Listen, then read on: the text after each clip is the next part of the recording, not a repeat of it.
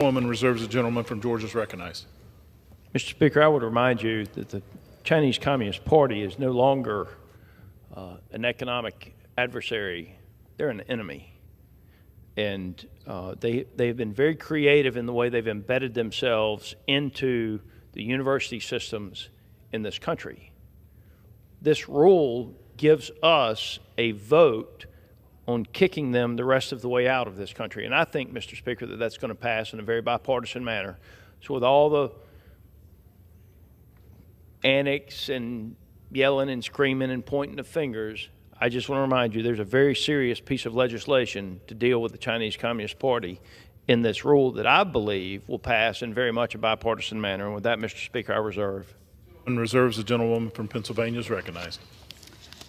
Thank you, Mr. Speaker. If we defeat the previous question, I will offer an amendment to the rule to bring up H.R. 2753, the Hands-Off Medicaid and SNAP Act, which will prevent the Republican budget from cutting Medicaid or SNAP benefits.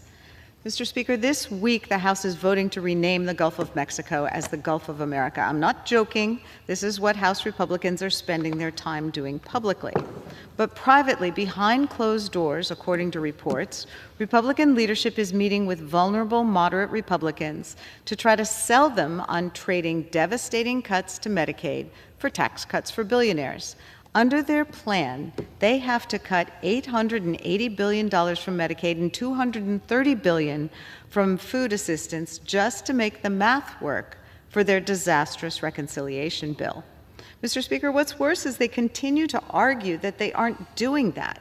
But the math doesn't lie. They can't reach the levels of billionaire tax cuts they want without gutting vital programs like Medicaid and SNAP, programs that the most vulnerable in our country rely upon. Republicans are publicly claiming that they won't make those cuts, so today I'll give them a chance to prove that to the American people by putting their money where their mouths are and voting to ensure those devastating cuts can't move forward in this House.